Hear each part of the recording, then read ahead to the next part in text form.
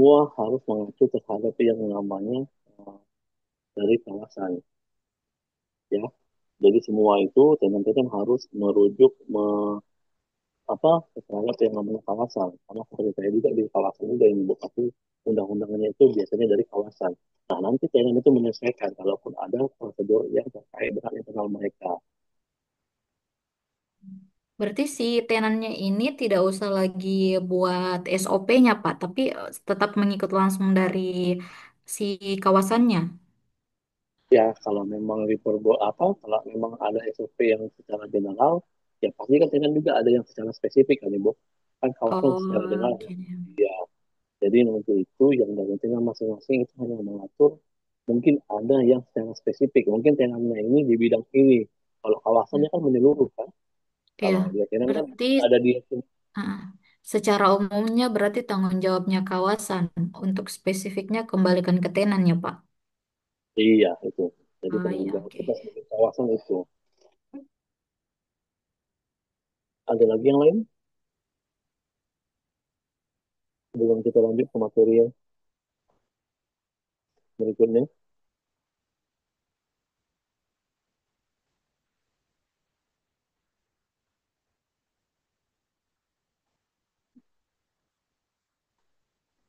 Kita lanjut saja ya, materi selanjutnya. Memang karena waktu gitu. Nah, ini dia.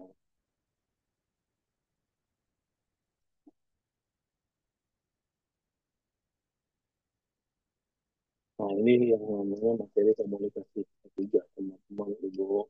Ya, kalau yang ini juga ada di SKKRI, sebagai seorang ahli juga wajib yang namanya juga mengetahui komunikasi ketiga. Apa pentingnya? Jadi dengan adanya komunikasi ketiga ini dapat menyampaikan terkait dengan pesan-pesan yang berhubungan dengan K3 yang sekarang ini banyak disampaikan dalam berbagai media, ya. Nah, kalau secara teori ini teman-teman ada beberapa pakar ya yang kita ambil sebagai itu komunikasi, ya, itu penyaluran ide, maksud dari satu sumber ke sumber lainnya dengan cara kita ini mau mengubah tingkah laku ya, poster-poster kan kita maksudnya untuk hal-hal yang salah biasanya kayak kita buat poster itu kayak jadi lucu-lucu tapi kita menyampaikan pesan jangan seperti ini loh kalau ada ya seperti itu ya. Jadi tujuan komunikasi itu wajib ya, dan ini adalah salah satu kompetensi soft skill yang dimiliki seorang orang ahli K3. Nah, tentunya seperti ini ya, bagaimana kita menyampaikan yang namanya kejadian kecelakaan kerja ya, jangan sampai terjadi yang namanya accident. Itu sebelum terjadi yang namanya accident ada beberapa tahap ya. Ada yang terjadi yang pertama ini answer condition, ada tidak aman, baru answer action, pasti ada perpaduan ini ya. Ada orang yang datang, ada keadaan yang tidak aman, ini terjadi yang namanya near miss. Nah, kalau terjadi near miss dan ada pembiaran, itulah terjadi yang namanya accident. Nah, ini contoh dari komunikasi ketiga melalui poster ya, poster ya, cerita, video, media. Ya. Kenapa penting ini kita jalankan, kita lakukan? Ya, ini ya. Sebagai seorang ketiga, sebagai pengawas, kita pasti berinteraksi dengan para pekerja. Dan biasanya orang itu tidak akan peduli kalau hanya diingatkan secara verbal, ya, hanya omong-omong. Ya. Jadi biasanya itu komunikasinya bagaimana kita harus ada pendekatan, secara psikologis, yang mungkin ngasih video, poster, dan sebagainya. Ya. Atau yang paling penting itu adalah psikologis approaching-nya, kita approach-nya. Teman-teman yang di lapangan ya. Jadi teman-teman lapangan itu tidak akan bisa kita ingatkan secara normal ya, pasti ada cara-caranya ya. Bagaimana dia tidak pakai APD ya, mungkin kita bisa sembah gurau, Pak itu kenapa nggak pakai helm Pak, ini kan bahaya-bahaya, apa nggak takut Pak nanti selingkuhannya atau jandanya nggak ada yang nyariin lagi, nah, jadi itu kan itu termasuk komunikasi ketiga ya. Jadi ada beberapa jenis tulisan dan komunikasi. Nah ini tadi salah satu yang tulisan adalah SOP, kebijakan, prosedur. Ya ini komunikasi yang jadi dari contohnya yang kawasan dengan tengah itu jadi harus ada spesifik di sini dijelaskan SOP-nya apa secara general. Nah kalau nanti teman-teman bekerja di kawasan dan bertindak sebagai tenant, berarti tenantnya kalaupun di secara general di peraturan tadi di SOP tidak ada, ya kita tidak apa-apa merujuk ke SOP umum mengambil yang lebih spesifik apanya. Gitu. Ada formulir ketiga, inspeksi, ya pengecekan izin kerja. Nah itu form ketiga ya. Kemudian ada spanduk ya. Tuh yang kita lihat spanduk, awas jatuh kayak gitu atau ya, awas terjatuh, awas terpeleset ya. Kemudian di sini tuh ada briefing. Nah ini atau toolbox meeting ya, induction, ada safety meeting. Ya. Toolbox meeting itu biasanya diberikan sebelum kita memulai kerja ya 5 menit ada istilahnya P5M ya 5 menit sebelum dengan pelaksanaan pekerjaan ya ada safety meeting induction ya induction ini biasanya diberikan pengenalan perusahaan terlebih terhadap tamu jadi siapapun yang memasuki kawasan atau karyawan baru harus diberikan namanya induction terkait aturan-aturan dari perusahaan area-area yang berbahaya lokasi-lokasi yang berbahaya ya kemudian perlengkapan yang namanya alat keselamatan ya, itu ada di safety index. Ini contohnya ya, dari contoh poster teman-teman. Ya, kalau yang tadi yang secara tulisan ya mengenai prosedur, ya seperti saya infokan di situ pasti harus ada memuat aturan petunjuk kerja ya yang ditandatangani mungkin kalau ini contohnya persyaratan konstruksi ya atau pimpinan perusahaan ya pimpinan perusahaan ya baik itu manajer ataupun yang biasanya itu jadi representatif adalah dari orang ASE ya ASN-nya tadi. Nah, ini untuk yang pelaksanaan safety briefing, toolbox meeting, contohnya ya. Ada waktu sebentar ya. Jadi seorang ASN juga wajib memberikan awareness ini. Jadi kita juga perlu yang namanya keahlian atau public speaking ya. Public speaking yang tadi.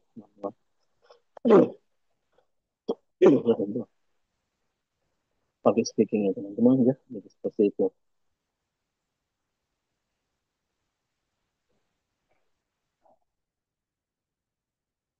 Kemudian prosedur safety morning ya. Ini banyak pertemuan yang saya briefing ya. Safety morning atau toolbox meeting ya sebelum pekerjaan dimulai. Jadi apa sih yang kita biasanya awareness kan itu? Kalau kita ada awareness di pekerjaan secara mengelas, kita sampaikan poin-poin penting apa yang terkait dengan apa yang boleh dan tidak boleh di pekerjaan mengelas. Jangan pula kita sampaikan itu poin-poin penting di pekerjaan ketinggian berbeda. Jadi setiap kita awareness itu atau briefing menyesuaikan dengan apa yang kita lakukan ya. Jangan kita mengeneralkan semua. Jadi kita ambil contohnya seperti itu ya. Kalau si A mau melakukan pekerjaan A, kita kasih poin-poin penting apa yang penting dalam pekerjaan A tadi yang boleh tidak boleh dilakukan dalam keselamatan. Nah, yang lebih spesifik ya. Ini memang toolbox meeting ya. Dan biasanya toolbox meeting itu terdiri dari ada 4 ya, ada man, material, kemudian itu toolbox ya, peralatan, kemudian lingkungan ya catat dulu yang paling penting dalam sebelum memulai pekerjaan pastikan teman-teman pekerja itu orang yang bekerja itu dalam kondisi sehat dan pastikan juga mereka sudah mengecek peralatannya dengan aman nah nanti kasih orangnya seperti itu Pak sudah ngecek ini nggak Pak bukan memang gini nah ini jangan lupa Pak peralatan yang digunakan untuk naik ketinggian kalaupun di ketinggian atau elder harus pakai yang namanya sarung tangan pakai yang namanya kacamata atau pelindung ya, atau face apa face shield ya. Seperti itu.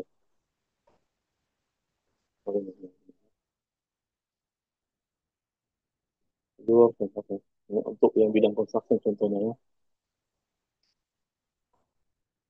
Dan juga ini biasanya di perusahaan pasti ada yang namanya rambu-rambu ya atau sign-sign terkait dengan ini. Dan masing-masing bentuk atau warna itu memiliki arti yang berbeda teman-teman. Jadi jangan ada salah membuat apa ya membuat warna. Dan ini bisa dicek di OSA atau di SDS ya. Ada itu terkait dengan nama sign-sign K3 ya. Sign-sign K3 apa yang kita harus buat ya. Nah, ini berbeda-beda ya. Beda arti, beda warna, beda arti ya.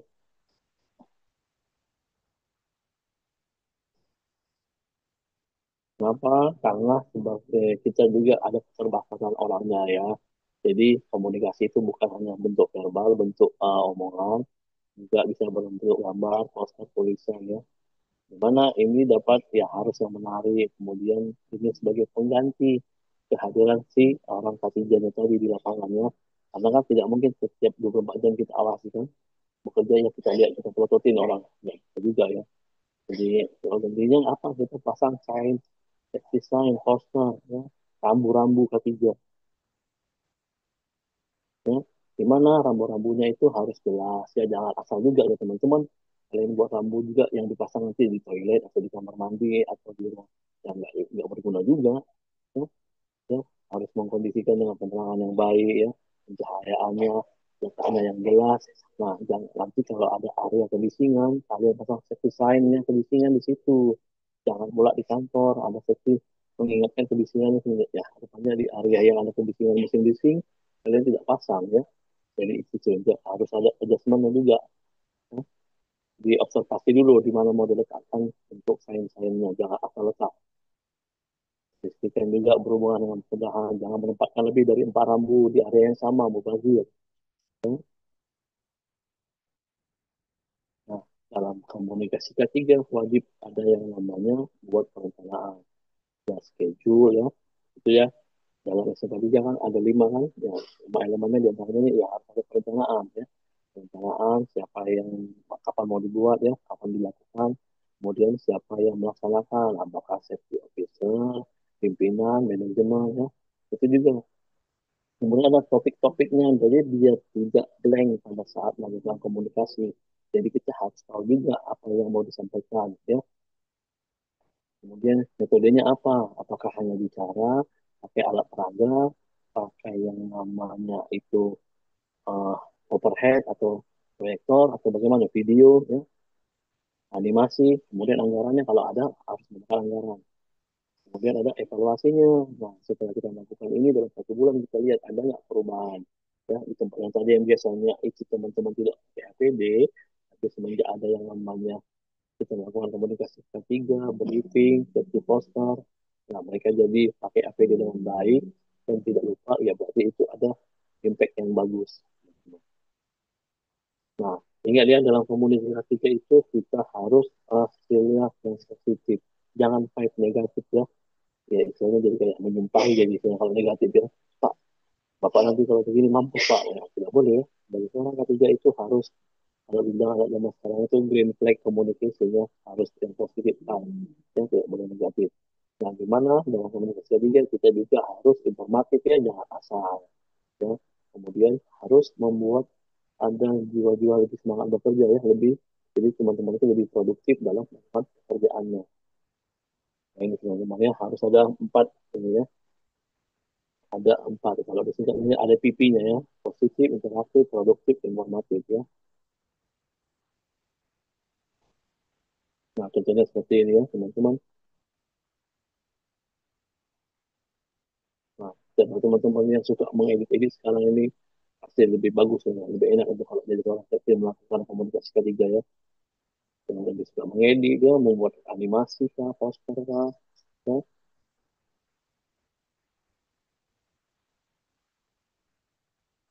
Nah, ini ya teman-teman. Dan pemasangan apa rambu-rambu ini juga termasuk dalam penilaian audit ya teman-teman.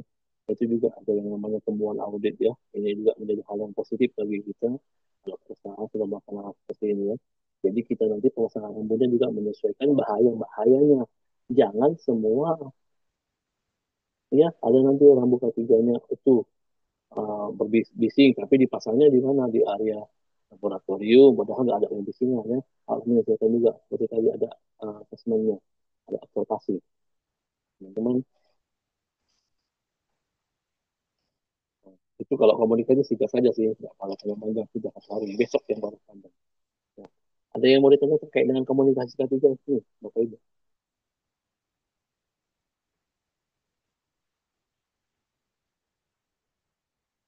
Ada yang mau ditanyakan terkait dengan materi ini?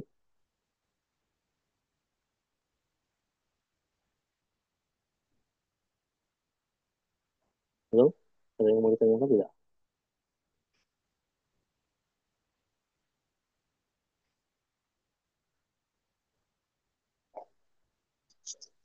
Gimana Bapak Ibu? Terus ya,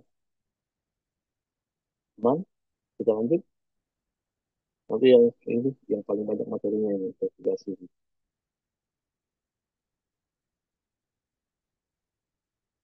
boleh lanjut Bapak Ibu, mungkin chatnya bisa Ya Pak, minta boleh Pak. chat, boleh ya.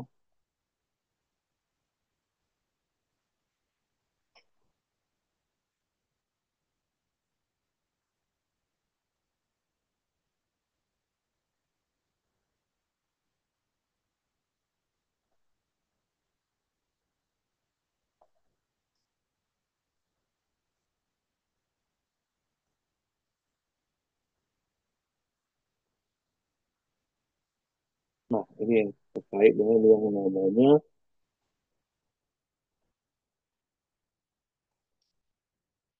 investigasi kecelakaan. Ada dari sini yang sudah pernah melakukan investigasi kecelakaan, Bapak Ibu.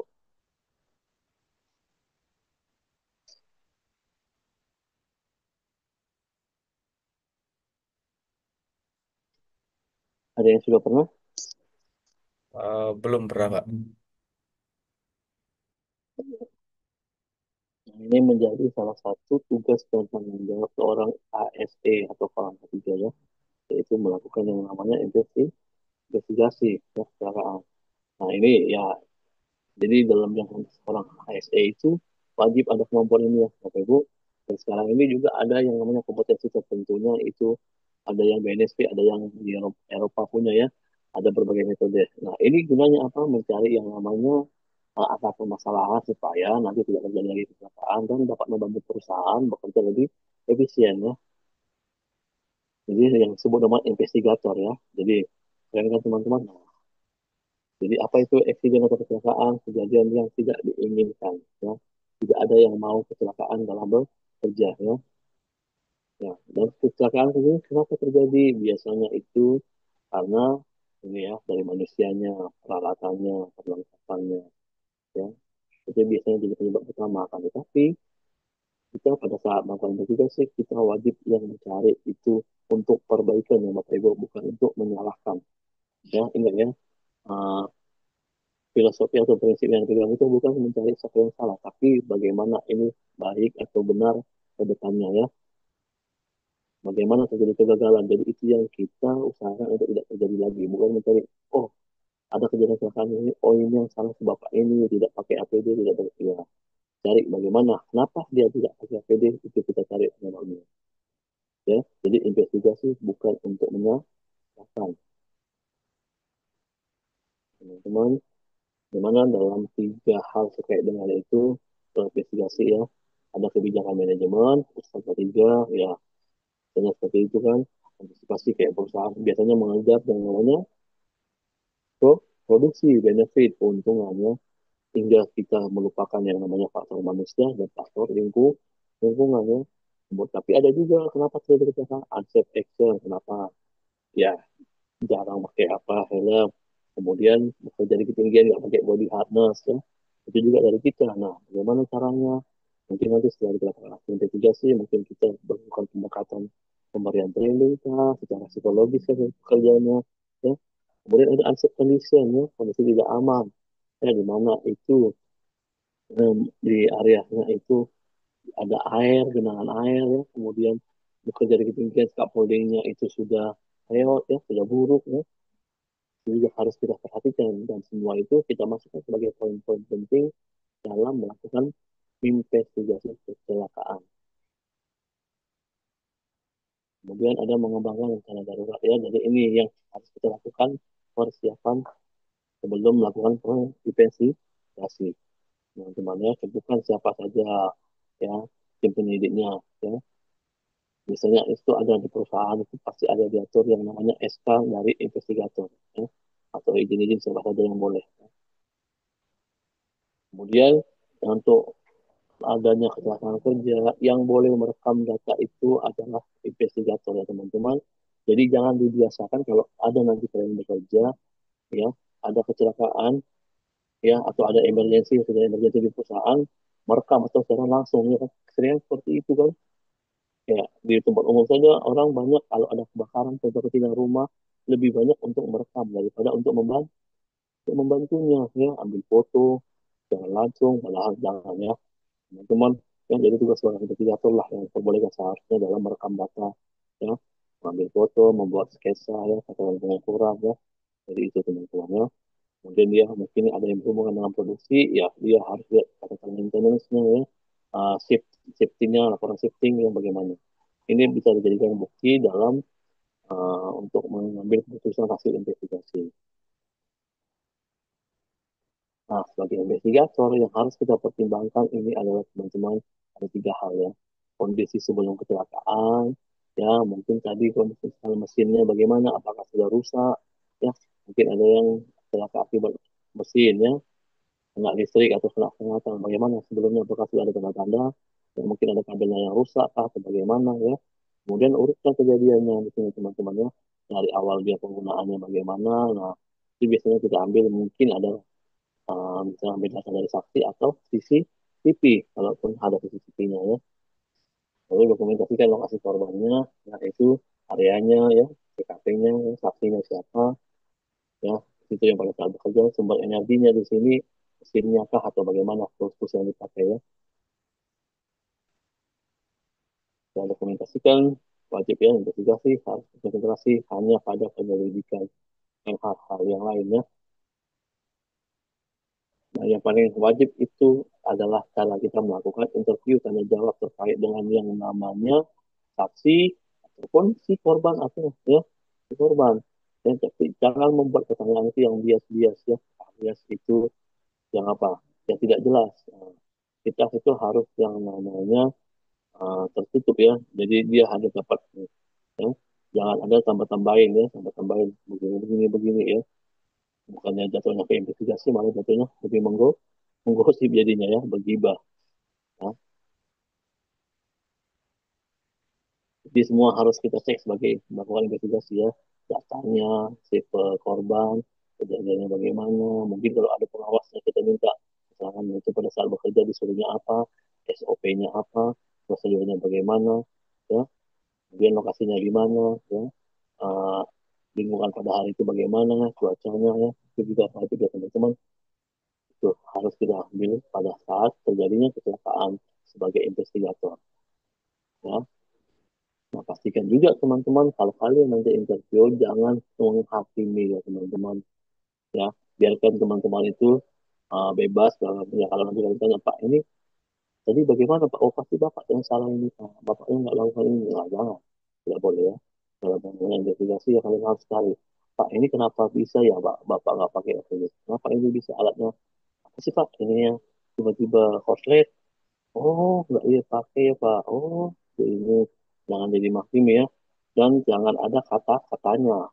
Ya, kita harus menyesuaikan dengan fakta data. Ya, jadi investigator, jadi orang ketiga melakukan investigasi tidak boleh Pak. Katanya harus ada data yang mendukung. Kemudian pada saat interview, ya harus jelas ya, pastinya mengerti ya. Mungkin kalau kita bekerja di suatu area, suatu daerah, ya kalau kita sudah tahu bahasa-bahasa lokal, kadang lebih enak pakai bahasa lokal ya. Dan wajib pada saat investigasi atau interview kita aktif salinannya. Jangan apa yang kita ucapkan itu berbeda nanti dengan hasilnya. Nah, si saksi atau si korban juga wajib tahu. Kita nanti menyampaikannya hasilnya apa. Ya jangan berbeda ya. Itu kasihan juga ya kita bilang nanti, oh ini Pak kita nggak ada hasilnya. Nah, banyak beda nanti salinannya ya.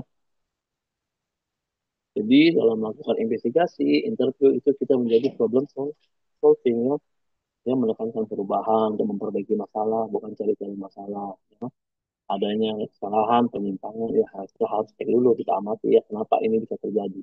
Ya. Baru mempertimbangkan semua ya, baik dari si korban, lokasi, data, ya, yang, record-record yang ada, itu jadi kita pertimbangkan dan analisa untuk membuat penyebab.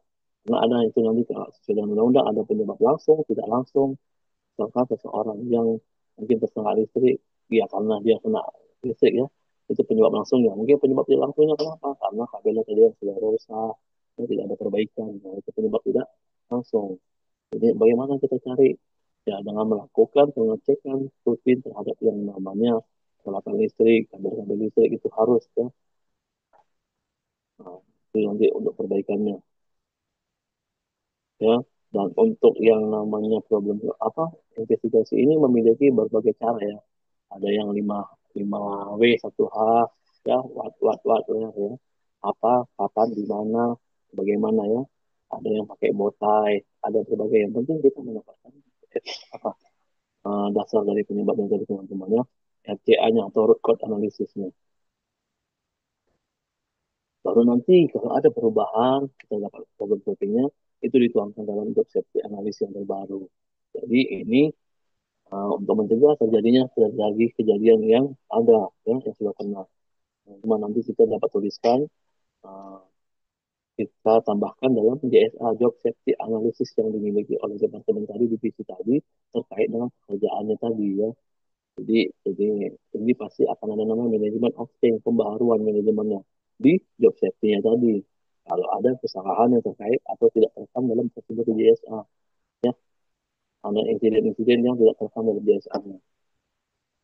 Nah, ini contohnya teman-temannya. Mungkin yang pertama itu ini tidak ada awal-awalnya ya kan, tujuan basicnya. Nah, sekarang ini sudah jadi kecelakaan, pokoknya ada ini harus kita tambahkannya. Ini contohnya ya. Dan JSA ini kita sama-sama susunnya itu orang ASC sama orang lapangan. Jadi setelah apa yang terjadi kecelakaan tadi, kita buat meetingnya, dapat HTA-nya. Nah, harusnya kita tambahi item-itemnya yang terkait dengan perbaikan ke depannya di JSA tadi.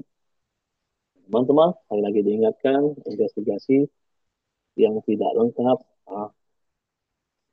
itu tidak diperbolehkan ya, dan hal-hal yang disarankan untuk dimasukkan tentunya seperti ini ya, kapan, di mana, siapa, personilnya ya.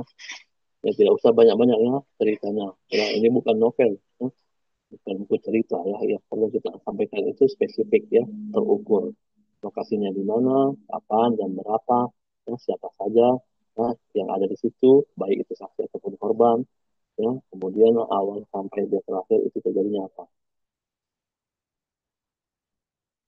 Ya, ini untuk cara diskusinya ya, ada how, why, 5W, ada botai, ada fishbone, ya. Ya, ini tadi teman-teman ada penyebab dasar, penyebab tidak langsung, penyebab tidak langsung. Teman-teman itu yang terkait dengan yang namanya uh, investigasi tadi. Jadi kalau nanti kalian sudah menjadi di dunia ketiga, wajib juga ada soft skill terkait dengan namanya investigasi itu teman-teman. Ya. Jadi kalau udah orang K3 itu biasanya ya semoga itu susah untuk dibohongin orang karena sudah ada bakat atau basicnya untuk sebagai investigator ya. Jadi dia sebagai orang K3 ini harus percaya dengan data, jangan katanya-katanya kan. Tidak ada gombalan-gombalan ya. Itu wajib dia lebih. Jadi orang K3 ini wajib dia, nah, kalau dibilang itu tuh main data ya, harus ada. Ya kalau yang lain itu hoax ya, yang no picture no is all ya kalau sama orang K3. Nah, cuman ada yang mau ditanyakan terkait dengan ini sebelum kita lanjut? Apa? Sudah ada yang mau menyerah jadi seorang ketiga? Apa angkat semua? Ya, karena basic soft skill yang dimiliki orang ketiga harus banyak ya. Public speaking juga, ya apalagi kalau orangnya apa introvert kan, susah. Tapi ya enak sih mas. Ketiga. Ada yang mau ditanyakan? Abang, kakak, terkait dengan materi ini? Halo? Ada suara tidak? Gimana? Ada? Yang mau ditanyakan terkait tiga materi tadi? Belum ada, Pak. Belum ada. Kenapa? Ini belum ada karena bingung atau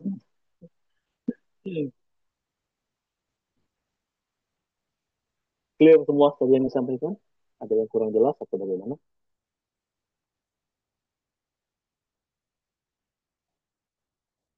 Ya, ada yang masih mau jadi orang ketiga atau sudah ada yang sudah berubah haluan karena jadi orang ketiga itu ribet ya, harus adanya. Ada yang sudah berubah pikiran, ribet. Kalau ada yang mau menyerah, tinggal kami lambaikan ke kamera ya, tinggal ke putih.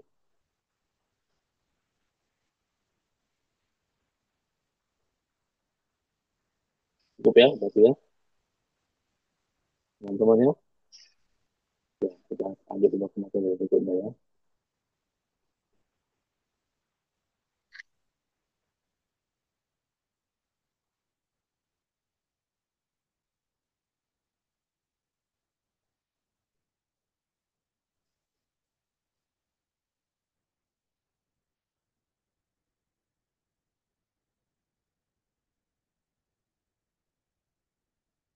Nampak kan? Ini teman-teman,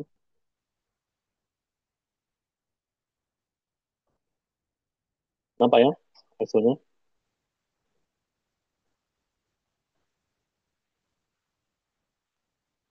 Sebelum kita lanjut ya, kalau juga masih yang terbaca. Ini yang materi yang panjang ya, ada dua materi ini yang harus kita detail masing-masing ya. Sebelum kita lanjut, ada yang sudah familiar atau tahu terkait dengan yang materi yang kita sampaikan ini? Ayo, mungkin ada yang sharing, ada yang sudah pernah dengar ini? Belum ada, Pak.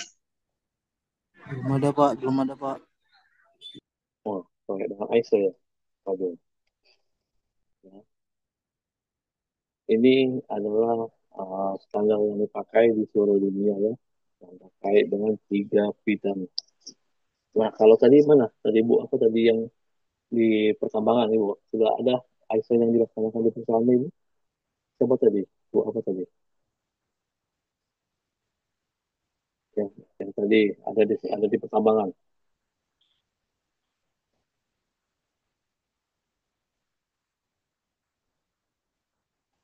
Ayo, Bu, apa Bu Puan tadi ya? Bu apa?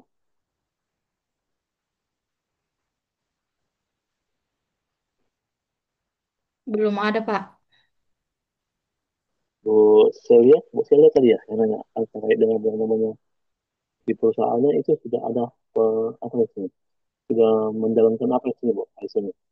Yang sudah siapa di sini yang sudah bekerja di perusahaan? Nah, ISO mana yang sudah dijelas yang dijalankan? Bu Celia,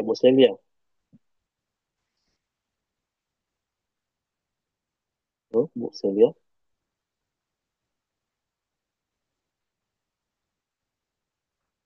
Nah, ini ya, pemahaman integrasi. Jadi di sini teman-teman ada tiga kebijakan standar yang digunakan yang terkait yang wajib diimplementasikan ya, biasanya itu dalam industri ya, dalam manufaktur ya, ataupun bidang apapun ya.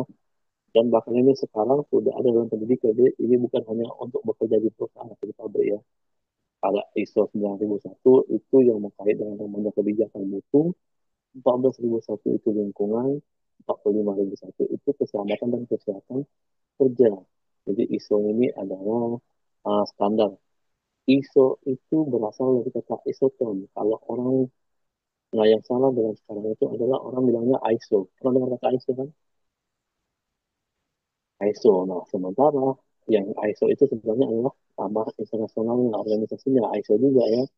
Nah, kalau ISO yang di sini untuk standarnya itu diambil dari kata isoton, ya penyamaan. Jadi mutu yang ada itu baik di Indonesia di luar negeri yang diharapkan dari beberapa klausul yang ada itu sama ya. Jadi teman-teman ini ISO-nya ya teman-teman ya. Jadi ISO yang tadi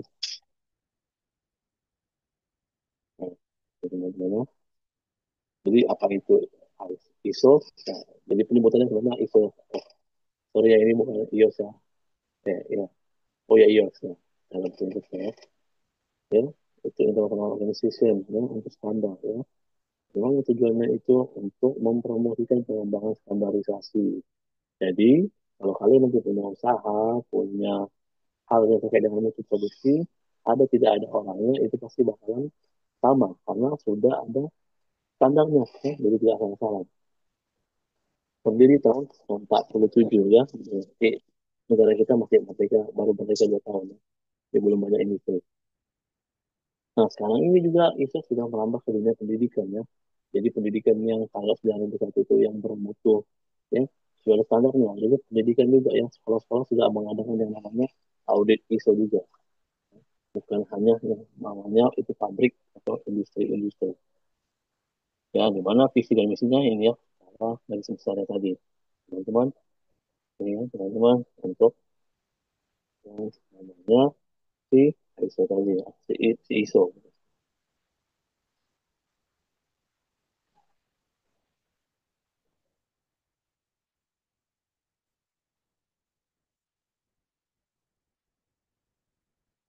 Ya, ini standarnya. Jadi standar yang sama dimanapun ya secara global, bukan hanya satu negara. Jadi kalau kalian nanti tanya yang namanya bekerja di pabrik untuk keselamatan produksi ini, kualitinya di Indonesia dengan di Malaysia tidak boleh, pasti sama itu tidak boleh ada yang namanya polusinya harus bagaimana ya, ah, polusinya apa yang diperbolehkan, kebisingannya tingkatnya berapa, ya. Kemudian itu eh, pencemaran udaranya sampai tingkat berapa baru tidak diperbolehkan itu pasti ada teman. Dan ada beberapa standar ISO lainnya ya, selain yang tiga tadi. Nah ini ya teman-teman kalau dicatat ya ada beberapa standar yang dikeluarkan oleh ISO. Nah, ya, security jadi banyak standar-standar ya bukan hanya masalah untuk produksi quality ya. Nah ini pertama kali ISO itu berada di Geneva atau Jenewa ya, PDA itu tempat ISO-nya tadi berdiri ya. Kemudian ada sertifikasi-sertifikasi yang dikeluarkan oleh ISO ya. Itu jadi kalau perusahaan sudah memiliki yang ketiga ini berarti perusahaannya itu sudah sangat boleh untuk di seluruh apa multinasional global ya. Ya, kalau di Indonesia, perusahaan yang belum memiliki sertifikasi ISO tidak boleh mengekspor ke luar negeri secara komersil. Teman-teman ya, di mana fundamental utamanya itu ISO itu untuk memenuhi tiga hal ini ya, compliance, konsisten, continual ya, secara berkelanjutan.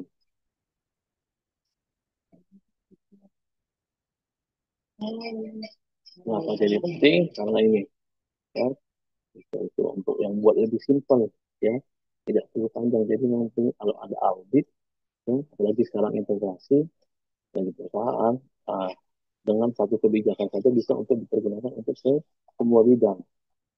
Ya, dia lebih transparan. Karena apa? Karena memang harus diketahui oleh semua. Ya, pemangku jabatan baik stakeholder maupun shareholder. Nah, kalau di Indonesia, kita standarnya itu kita dibuat apa penyetaraan. Jadi ada SNE ya, Standar Nasional Indonesia. Ya. Jadi ISO 9001, SNE-nya ada SNE 9001 ya. Itu kita sadur, kita adaptasi dari peraturan ISO internasional. Ya, teman-teman ingat ya, ini SNE. Nah, untuk standarnya tadi ada HSL-nya ya, High Traffic Structure-nya. Nah, ini harus dimiliki oleh eh, ada beberapa poin atau klausul terkait dengan yang namanya untuk membuat standar tadi. Ada skupnya atau ruang lingkup, normatifnya, referensinya apa, term and definition-nya ada apa, ada pernyataan-pernyataan terkait dengan apa istilah-istilah yang digunakan ya, konteks organisasi yang ada, leadership-nya juga ada, kepemimpinan, siapa yang bertanggung jawab, kompetensinya apa ya, planning rencana itu wajib ya, kemudian supportnya apa ya. Jadi yang namanya pembuatan ISO ada konsep PDCA ya, teman-teman ya, ada plan do check action ya. Checknya itu performance evaluasi pasti ada, kapan harus dilaksanakan ya, audit apakah inspeksi ya, ada improvement ya, actionnya itu apa yang telah dilakukan ya, kita rencanakan ya. Ini ada mencakup empat hal tadi, PDCA, plan do check action, ini kategori standar ISO teman-teman ya. Jadi high level standard itu menyediakan kerangka sistem ya, secara menyeluruh ya, baik istilah maupun secara definisi umumnya.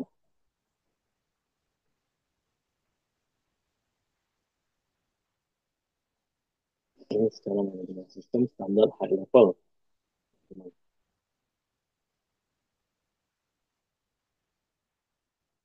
Nah, ini untuk yang ISO 2015 itu apa ya, standar yang digunakan untuk manajemen mutu. Jadi di sini sudah diatur ya teman-teman, apa yang diperlukan, kompetensi apa yang diperlukan, ya, apa yang harus terkait dengan yang namanya kebijakan, ya, itu ada di klausul-klausul di sini. Jadi teman-teman bisa buka itu di ISO 2001 2015. Ya, ini ada semuanya teman-teman, ada klausulnya. Jadi masing-masing klausul ini, kalau dia ISO dibangun lagi dari klausul namanya angka 4. Kalau 1, 2, 3 itu pengenalan apa itu ISO dan sebagainya, dari mana ya. Nah, tidak di ISO itu ada kode organisasinya. Jadi apa, interpretasinya apa, skopnya apa ya, ini ada. Sampai dia 10 klausul ya. Untuk nanti di masing-masing kloter ini dijelaskan apa yang diwajibkan disediakan, baik secara dokumen, secara data, secara kompetensi, ya apa yang wajib dipersiapkan dari perusahaan atau usaha dalam memenuhi uh, standar mutu tadi. Ini ya, benar banget ini ya. Jadi nanti dia, ya, kalau kalian lihat itu nanti kalian baca lah klausul-klausul masing-masing ya, apa yang dipenuhi, apa yang diperlukan. Dan ada dijelaskan itu biasanya per klausul. Nah ini untuk 14.001 itu, sorry ya, ini bukan 2016, 2015 ya, itu di untuk manajemen mutu ya, manajemen mutunya ya. Pun sama dengan yang tadi 9.001, dia harus ada perencanaan apa yang harus dilakukan terkait dengan yang namanya pencemaran lingkungan di tempat yang kita usahakan, apa yang harus kita usahakan ya, bagaimana pencegahan-pencegahannya itu wajib ada di planning ya. Kemudian supportnya apa, SDM-nya, kompetensinya, harus dimiliki apa saja, harus ahli-ahli apa saja, ya, itu wajib teman-teman.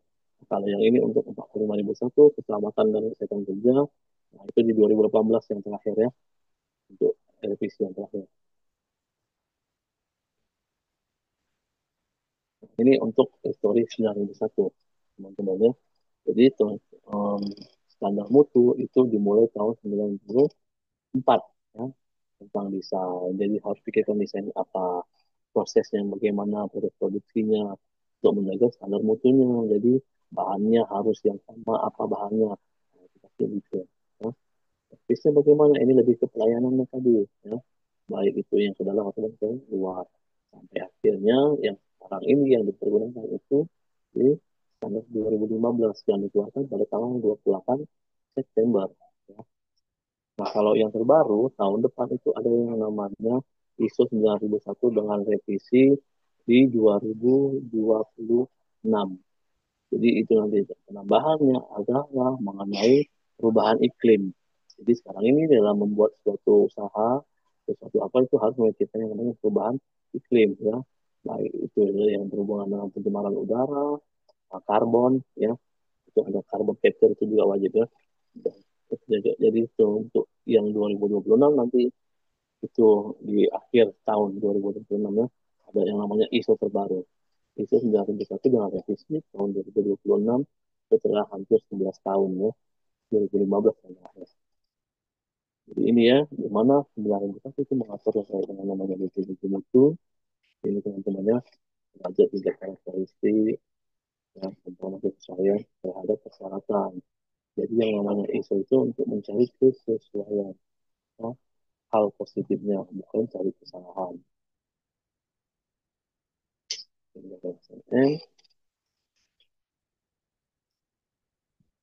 Ini tujuh prinsip dalam pelaksanaan ISO 9001, fokus customer, ke pelanggan, kepemimpinan, sampai akhirnya ke hubungan dengan manajemen. Belum, karena waktu sudah mau habis, untuk besok ini masih ada gitu. Ada yang mau ditanyakan teman-teman terkait dengan ini? Sebelumnya kita tutup, nanti kita lanjut di besok ini. Soalnya ini karena kita udah lebih detail. Ada?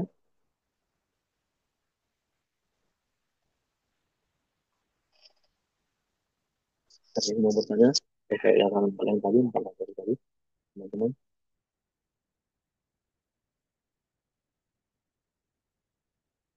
Oke. Mungkin kalau saat ini belum lagi, Pak. Belum ada yang akan ditanyakan. Ini tidak ada.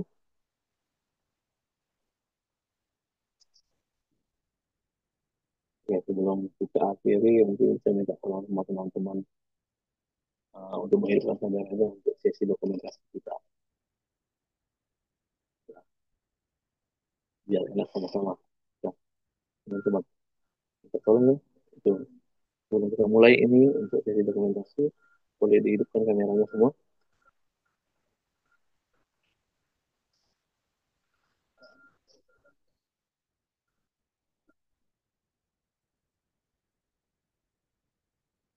Ya, yang masih belum ini, kita tolong teman-teman. Ya, kita tolong. Kameranya, biar sama-sama enak ya. Tapi kalau ada pun yang mau ditanya, boleh di grup juga ya. ya, terkait dengan materi ini. Yang ada yang mengambil bagaimana?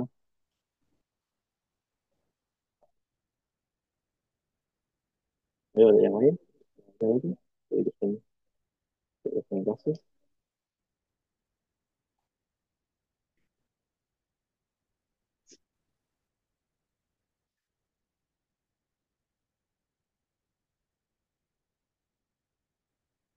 Tiga semua.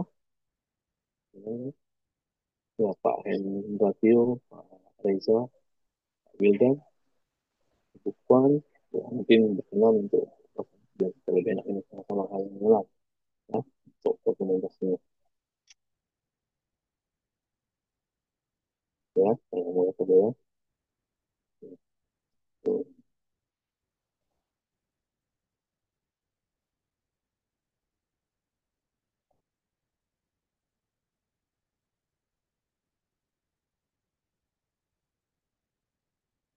Oke, mungkin yang ada kameranya bisa begini. Ini lambang ketiga, ya, ini lambang ketiga, ya teman-teman ya, kita sudah lambang ketiga. Satu, dua, tiga. Oke,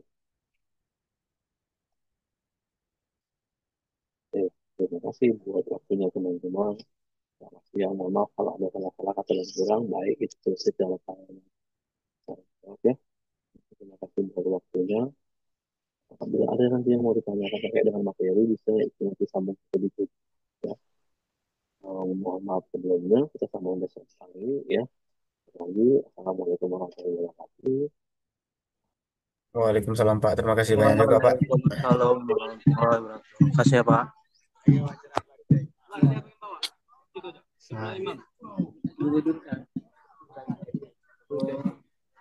Lumayan nih. Ya kan nanti Kak Pak ya kita tiga lagi ya kan. Bagus soalnya. Ini enggak usaha lain. Apa lagi? Apa lagi?